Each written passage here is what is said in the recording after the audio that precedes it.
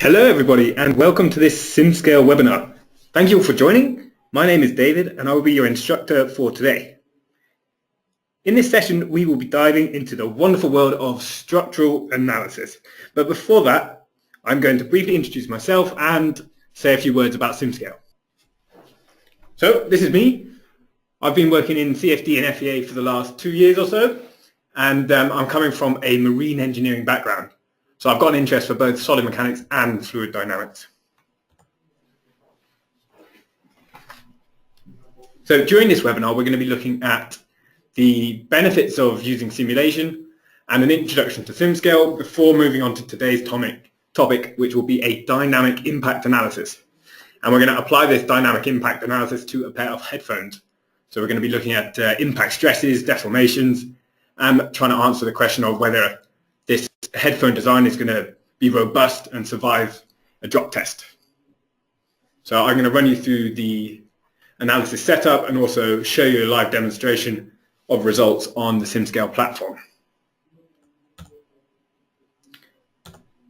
So in general, simulation, we're looking at, in terms of physical prototyping and experimental prototyping, we can do exactly the same thing in the numerical world. So we can do digital prototyping using CAD modeling, and we can also do numerical experiments using simulation. Particularly when we're using something like SimScale, we can really streamline the design process by reducing costs and reducing investment time by using the numerical experimentation rather than the very lengthy procedure of producing physical prototypes, experimenting, and then having to do a design iteration, which takes a lot longer than if you're doing it purely in the digital world, where you can make a CAD modification in seconds.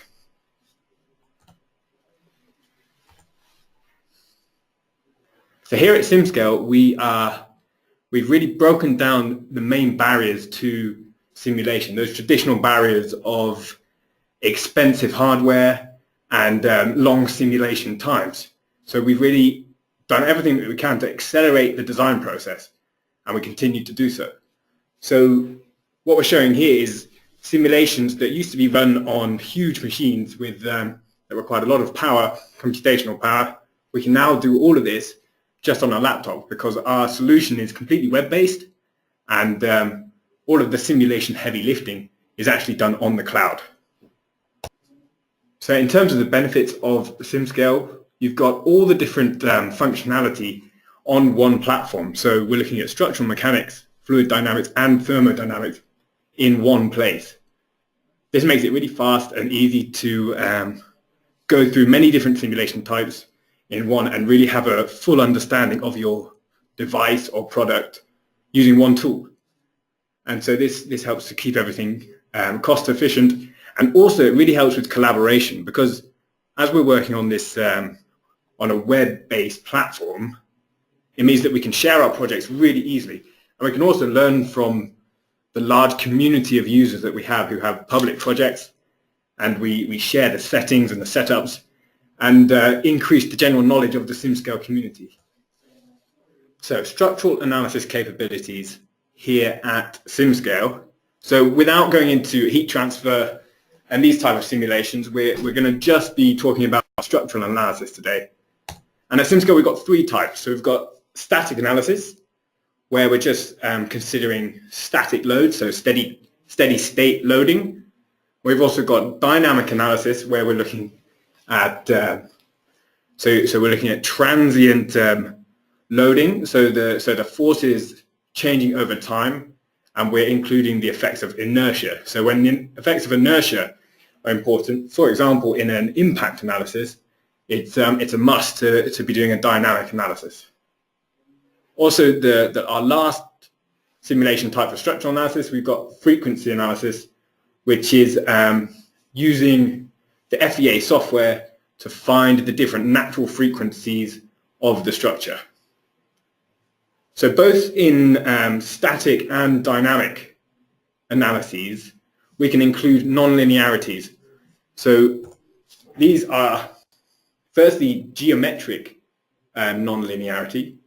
So when we have large deformations in a structure, we can't just do a simple static analysis, because actually the large deformations in essence mean that the structure itself is changing. So the stress or the stiffness matrix of this model are not going to be constant through the analysis. So we have to go for a non-linear analysis to really capture large deformations. Other types of non-linearities that we can handle here are material non-linearities so we can see plastic deformation, we can see hyperelastic, and we can see creep behaviors in the materials. And the last type of non-linearity that we can see at SimScale is using physical contacts. So when we have two parts in contact with each other, we can allow them to separate but not penetrate in through each other. And this also has to be solved in a non-linear manner, because similarly to the large deformations, the structure over time or over the simulation is changing. So the stiffness of the full model is changing over time. So straight into today's topic, we are going to be looking at a pair of headphones and doing a drop test. So for this, we're going to need a dynamic impact analysis. And the simulation itself for today is going to be dropping this pair of lovely headphones on the right here from a height of 1.7 meters straight onto the ground. And the question for many of these drop test type scenarios is, will a certain component break? And today I want to look at the PVC headband material, because I think that's where the structure is has the largest risk of breaking. So when we're going into the details of an analysis like this, it's really important for us to know what the yield strength of the materials are that we're interested in, whether or not they'll break. So the yield strength, so if everyone can keep this in their head for the session, that the yield strength of the PVC is 55 megapascals. So anything over this, then we're going to be getting into plastic deformation or even breakage. So those are both things that we really want to avoid whilst we're simulating, or whilst you're designing or producing a product. You don't want to have plastic deformation, as then your device is basically unusable. So getting started with a simulation, there are 3 steps that we've got to consider. On the broad picture of things, firstly, we've got to get our CAD model imported into our simulation tool. And what's great with SimScale is that we can take all the main CAD formats, so .sat, step, and many others. And then once it's in our platform, we need to go through the simulation setup. So that would include your meshing, your assignment of materials, and your contacts, so how the different components are connected together. And then once we've got the setup, we can run our simulation and make design decisions on that, regarding those results. So here we are with our dynamic impact analysis, and a lovely example over there on the right. So an impact analysis is when we are looking at 2 bodies colliding. And this needs to be a time-dependent simulation, because there's a very strong impact force at the start, and then it tails off quickly. So this is very much a transient phenomena. There's no sort of steady state scenario for this. Okay, so we need to solve it as a dynamic analysis. In terms of the workflow, I'll get rid of that so you can concentrate. So in terms of the workflow, we need to model both the device that's being dropped and also the object that it is impacting or colliding with. So if that's the floor, then we need to model a section of the floor.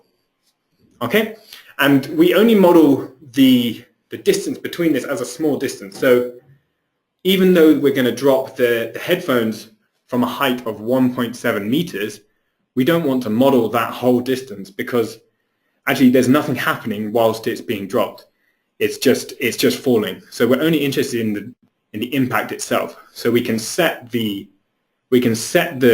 model device's velocity at the impact velocity of a known drop from 1.7 meters. So I'm going to run you through how to do this in just a minute.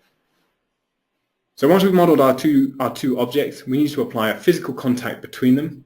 So as I was saying earlier, this is a type of nonlinearity. So we need to apply a contact where the objects can't penetrate each other, but they can separate. Okay, so it's going to hit the floor and then bounce off. In terms of calculating the impact velocity, as I said, I'm going to run through the details of how we do this, but this is the standard approach that you use in a impact analysis. So final step, obviously you're going to run your dynamic FVA. So here's our test scenario.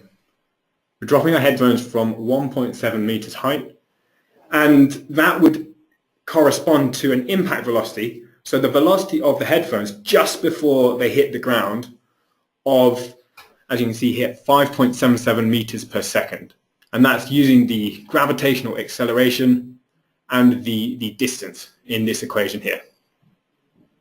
So pretty straightforward, and that's almost that's the only hand calculation that you need to do before getting into your simulation setup. So importantly, when we're doing a transient or a dynamic analysis, is the time step is of importance. So your time step needs to be small enough to capture all the detail of the impact. So you've got to capture, so say if you had a very large time step, then you do one time step and the impact's already happened. So we haven't captured any of the detail accurately in the simulation. What we need to do is have a time step that is small enough that the initial drop has at least a couple of time steps before it hits the ground. And then as soon as it touches the ground, we lower the time step right down so that then we have, say, 10 or so plus time steps to really capture the full detail of the impact peak stresses. So as long as you get the peak stresses, that's what people are looking for when you're saying, will my device break or not? So as long as you recognize that you've caught the peak stresses and then the stresses tail off, it's okay. You don't need to capture the full event, but it's important to capture those peak stresses and also to acknowledge, to see the drop. So that's what I'm saying at the bottom here, that you need the simulation interval, so the time of the simulation, to capture the full time span of the impact plus the peaks. Okay, live demo time. So we're going to jump over to the platform now. And here we are. This is the SimScale platform. For those of you that haven't seen it before, we have a top-down approach where we add our geometries and then create a simulation and follow the checklist until we're ready to simulate. So as long as you follow this checklist accurately, you should have everything you need to start your simulation. So up here on the left, we've got our geometry upload position. So as you can see, we've brought this in as a parasolid, but you could bring it in as many other types of formats. Okay, and using this geometry, we would then go to create a simulation. And here are all the different simulation types that we have at SimScale. We've got all these fancy CFD and heat transfer, and even going into the frequency analysis that I covered earlier. Multi-phase is also there, but for now, we're just going to be looking at the structural analysis, so a dynamic analysis, a dynamic structural analysis. Okay, so you'd select your dynamic analysis, hit OK, and it propagates down on the left here. So these are all the things you have to get done before your simulation is ready to go. In terms of meshing, I've created two meshes. So one just to give a quick and dirty simulation where we're going to get some rough results, and we're going to get a general impression of the behavior of this structure. So it's always best to start with your coarse mesh and then refine where necessary, because you don't want to increase your simulation time by having a huge amount of mesh elements. So for those of you that don't know, the mesh is simply what we do to split the geometry into small elements where the physical equations are going to be solved, and this is just a way of making the real physics of the scenario understandable to the computer. So I've got two meshes here using completely automatic settings. So you would take a coarse mesh for your first one. You can select a different number of cores, because as we're using cloud solving computers, you can select a different number of cores that you want this thing to run on. But as this is only a small mesh, I'm not going to go up to 16 cores. Okay, so I've got a coarse mesh, and I've also created a fine mesh.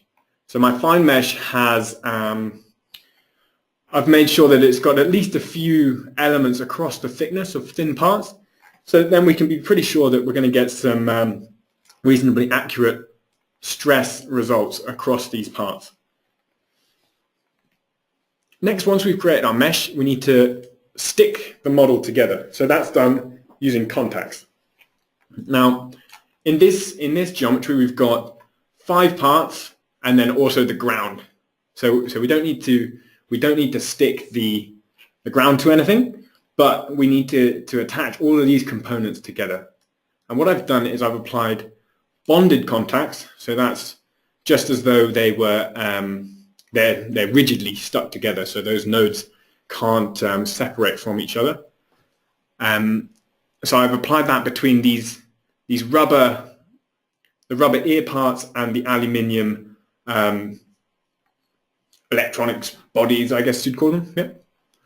And then I've used sliding contacts between the headpiece and the electronics bodies. Okay, so on both sides there. And you can use a sliding contact when we're looking at when the rotation, the expected rotation is going to be less than sort of 5%. And then we can say that a sliding contact is going to work pretty well in this kind of analysis. Anything larger than that, we might need to assign a real physical contact. But for this scenario, the expected rotation at these points isn't very large. Okay? And I'll show you that in the results, so I'll try and prove it to you. So the only physical contact we need in this model is actually the contact between the full headphone device and then the ground. So we've made the slave surfaces on the bottom of the headphones, and we've made the master surface on the ground here. Okay, so this will mean that the headphones collide with the ground and then bounce back up. Okay, just like in reality. So it's a physical behavior. In terms of the other simulation settings, all we need to do is assign the different materials. So as I've said, I've put rubber on the earpieces. I've modeled the floor as concrete, PVC for the headpiece that we're a bit worried about. It might break, it might not, but I've used PVC. And if we remember that the yield strength of PVC is about 55 megapascals. And then I've used aluminium for the housing of the electronics bodies. Okay. The important thing with a dynamic analysis is assigning the impact velocity as an initial condition. So just like I showed you on the PowerPoint slides, the impact velocity needs to be assigned to all the parts that are actually connected in this headphone. Okay, so all of these parts are traveling with a velocity of the impact velocity of 5.775 meters per second. Okay, so that is as though this headphone has been dropped from a height of 1.7 meters. Now we've got to fix the bottom of the ground, or else it would just fly away. Okay, so there needs to be a fixation there, so that then the stress is transferred back up into the headphones and it bounces off. I've added some constrained motion just because I want to see the headphones dropped vertically and bounce back vertically. I don't want them to bounce over and fall to the side, because that's going to get quite confusing to visualize, and it's also not going to have affected the stresses in the model. So next, as I said, we need to make sure that the time step is appropriate for this analysis. So we can have a varied time step for for the complete run of the simulation. So starting with a larger time step size of 0.001 up until 0.003 seconds of simulation time. So this would mean that there are three time steps within this first interval, and I've made sure that this first interval is all before the impact. So I know using the impact velocity and the distance that the model is positioned away from the floor, I know how long it will take before the impact occurs, and I know that that's going to happen just after 0.003 seconds. So I want to use a big time step to start off the simulation up until impact. So after 0.003, we're going up to a small time step of 0.0001 seconds. So then we're going to capture the full detail of the impact. Okay. And that's it. That's it. You're ready to simulate. You've got your mesh. You've got your materials. You've assigned you've determined the physics of the scenario, and it's ready to simulate. So I've got two runs here, one with the finer mesh and one with the coarse mesh. And if we look at the coarse mesh, we can have a quick look at live results.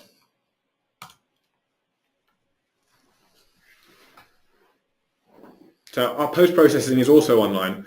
So everything at SimScale is all in one package. You've got your geometry upload, you've got your simulation and your post-processing all here.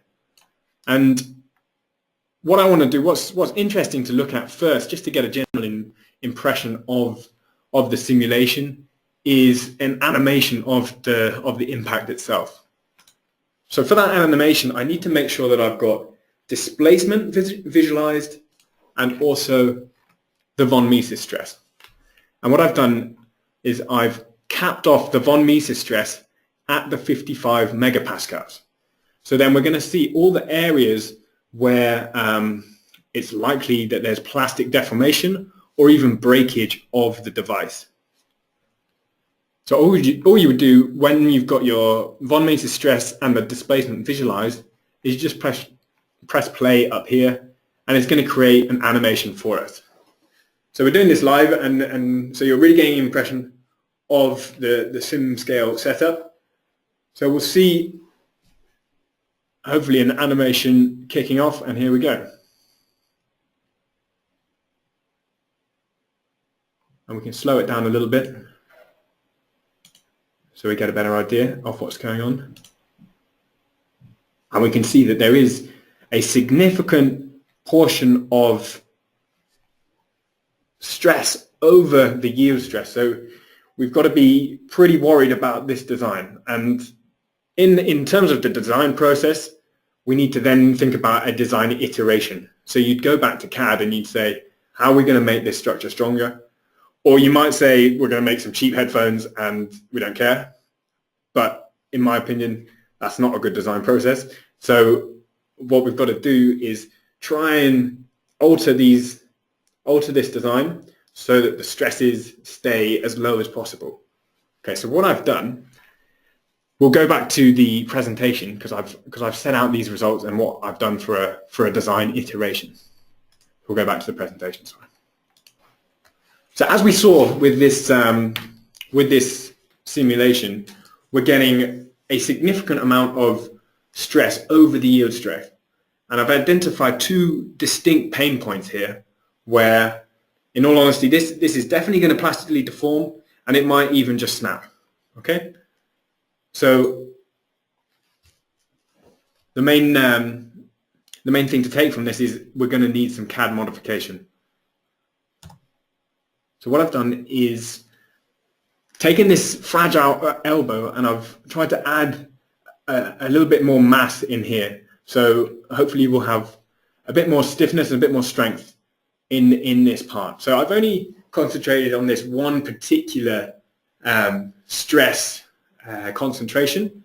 So obviously this isn't going to fix everything, but I just want to show that what you could do to do a CAD modification and get some improvements in results localized to where you've made the CAD modification.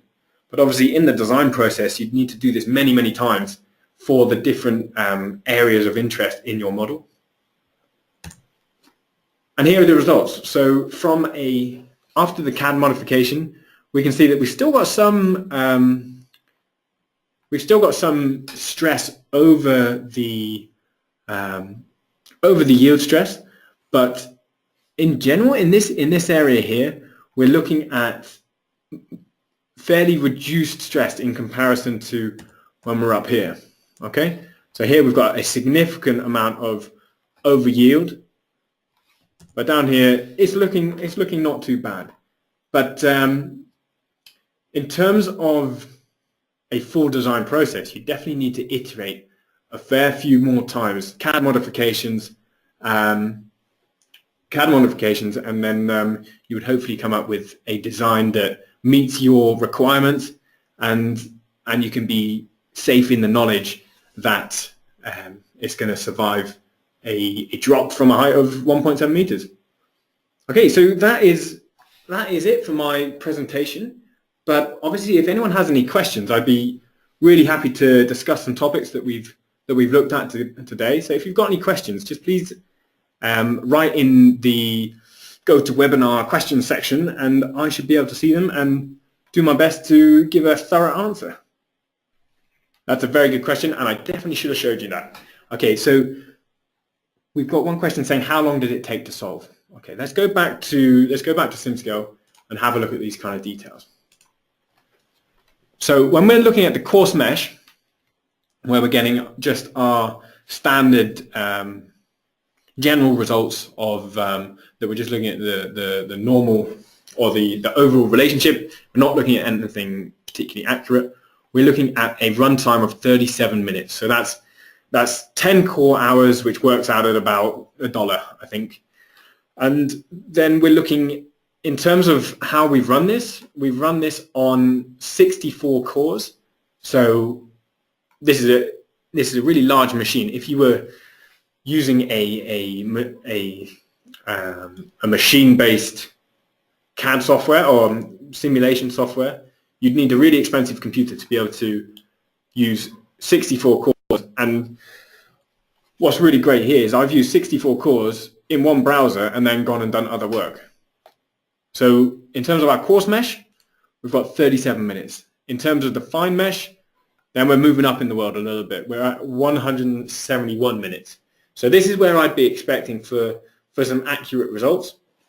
And yeah, so I've done a run for both the fine mesh on this unmodified geometry, and then what I've done is I've imported the new geometry up in the geometry tree up here, and then created a second simulation with exactly the same settings. And what you can do is you can simply duplicate the settings of the first simulation and then rename it. But what's awesome is you don't lose any of those simulation settings that can take some time to set up. But what we've got with the duplicate option, we get all these same settings propagated into your second simulation, and you can run your analyses with similar meshes on this geometry. So for the finer mesh, we're looking at 182 for the modified geometry. Okay, we've got a good question about how can we calculate the factor of safety of our current design if we have these simulation results. Well, the factor of safety will be the yield stress divided by the working stress. So obviously we haven't got a factor of safety here because our working stress is well above the yield stress.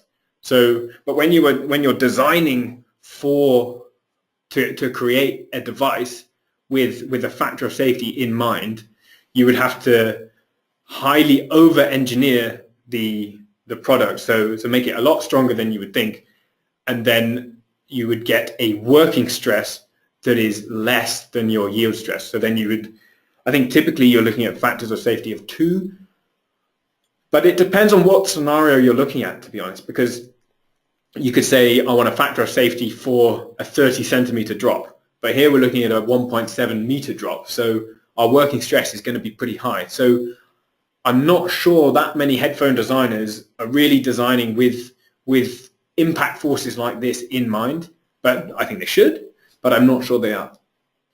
Okay, here's a good question. So someone has asked about damping and why we don't have damping in the system.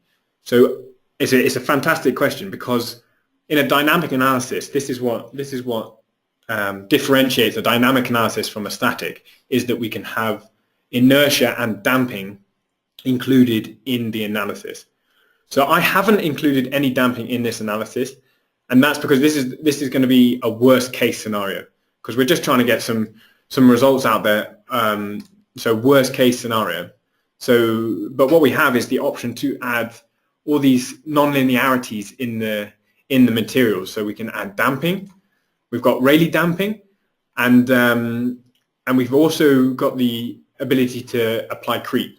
Now, creep is not going to be important for this simulation, because creep develops after a long time of a high load. So exposure to a high load for a long time.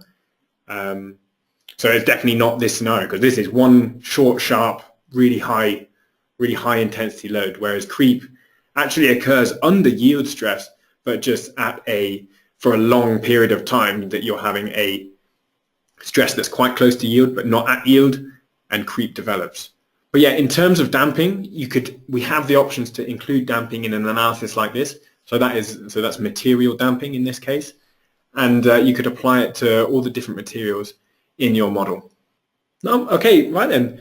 Well, last but not least, I'd like to thank you all for joining, and I hope you get the chance to get on the SimScale platform as soon as you can and enjoy simulating some products for yourself.